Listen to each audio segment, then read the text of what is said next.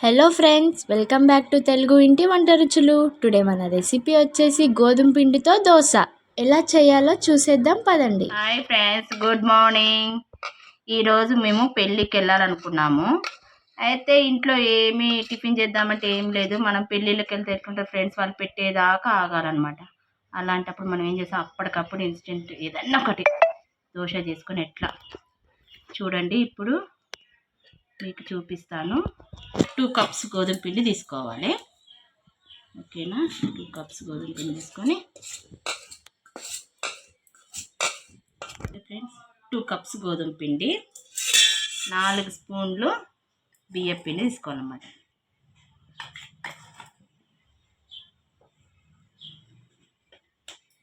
Next వచ్చేసి మన బొంబాయి రవ్వ అంటారు కదా ఫ్రెండ్స్, బొంబాయి రవ్వ 2 స్పూన్స్, అంటే ఉప్మా రవ్వ కూడా అంటారు దీన్ని.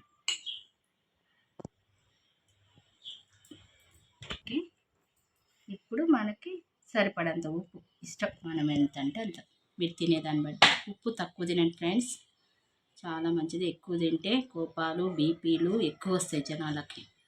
ఎంత తక్కువ తింటే అంత మంచి. మా కోడలు ఎక్కువ తింటుంది ఫ్రెండ్స్, ఎంత చెప్పినా వినదు.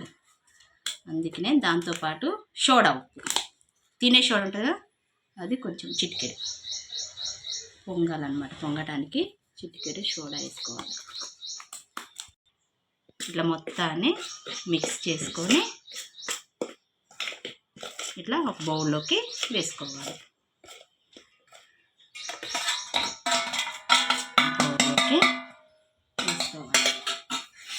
మొత్తం ఇట్లా మిక్స్ చేసుకొని ఫ్రెండ్స్ వాటర్ పోసుకుంటూ కలపాలన్నమాట. ఉండలు లేకుండా కలపండి మంచిగా. ఇట్లా తిప్పుతూ ఉండాలి, ఇట్లా కలుపుతూ. ఇంకొంచెం వాటర్ ఇట్లా పోసుకోవాలి ఫ్రెండ్స్.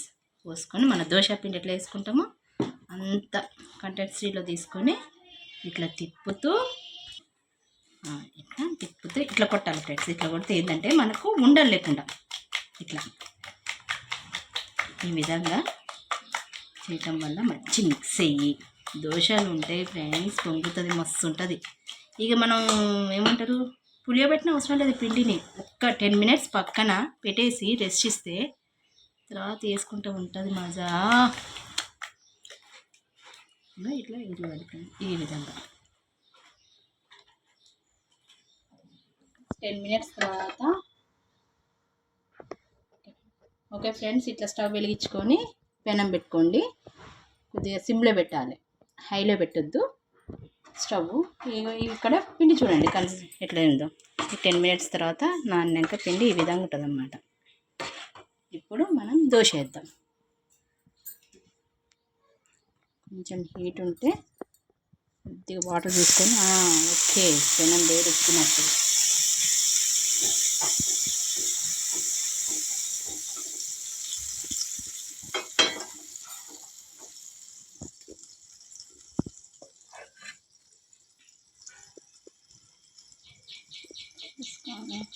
ఇలా రౌండప్లో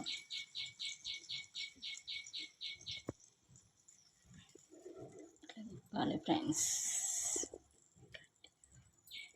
ఈ విధంగా తిప్పేసి సిమ్లో మంట పెట్టుకొని లైట్గా కుక్ చేసుకోవాలి. ఆయిల్ చుట్టూ ఇట్లా ఆయిల్ పోసుకొని ఇట్లా చూడండి ఫ్రెండ్స్, ఇట్లా రెడ్గా కాగినవి ఇక్కడ మనకు కనిపిస్తుంది. అక్కడక్కడ రెడ్డిష్ వచ్చింది చూసుకొని ఇట్లా అనుకొని తిప్పాను. చూసారా ఫ్రెండ్స్ ఎట్లా వచ్చిందో దోశ.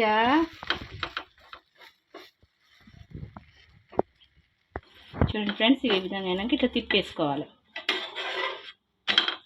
చూడండి ఫ్రెండ్స్ ఎట్లా వచ్చిందో. ఓకేనా, ఇన్స్టెంట్ దోశ రెడీ.